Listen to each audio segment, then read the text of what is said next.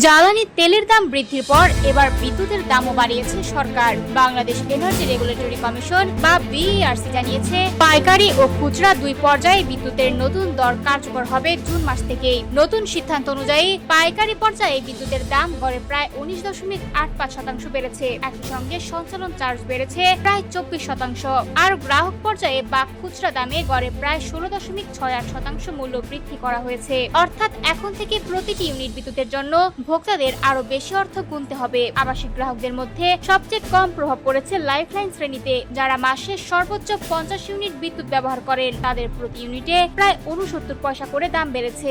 যদিও এটিকে তুলনামূলক কম বৃদ্ধি বলা হচ্ছে, তবুও নিম্ন আয়ের পরিবারগুলোর মাসিক বিল বাড়বে। 75 ইউনিট পর্যন্ত ব্যবহারকারীদের বিলও উল্লেখযোগ্য হারে বৃদ্ধি পাবে। বিইআরসির তথ্য অনুযায়ী খুচরা দামে প্রতি ইউনিটে গড়ে 1 টাকা 52 পয়সা পর্যন্ত বৃদ্ধি পেয়েছে। এর ফলে আবাসিক, কৃষি, শিল্প, বাণিজ্য, শিক্ষা ও সেবা খাত সহ সব শ্রেণীর গ্রাহকের উপরই বাড়তি চাপ পড়বে। বিদ্যুৎ খাত সংশ্লিষ্টরা বলছেন, এই মূল্য বৃদ্ধির ফলে সরকারের ভর্তুকির চাপ কিছুটা কমবে। তবে একই সঙ্গে বছরে ভোক্তার কাছ থেকে অতিরিক্ত প্রায় 15,000 কোটি টাকার বেশি আদায় হবে। অন্যদিকে দ্রুত সিদ্ধান্ত গ্রহণ নিয়ে প্রশ্ন উঠেছে। মাত্র কয়েকদিনের ব্যবধানে গণশুনানি শেষ করে নতুন দর ঘোষণা করায় নীতিগত স্বচ্ছতা নিয়েও আলোচনা চলছে। ভোক্তা অধিকার সংগঠনগুলো বলছে, এই মূল্য বৃদ্ধি সাধারণ মানুষের উপর বাড়তি চাপ সৃষ্টি করবে। বিশেষ করে নিম্ন আয়ের মানুষ ও মধ্যবিত্ত পরিবারগুলোর জীবনযাত্রার ব্যয় আরো বেড়ে যাবে।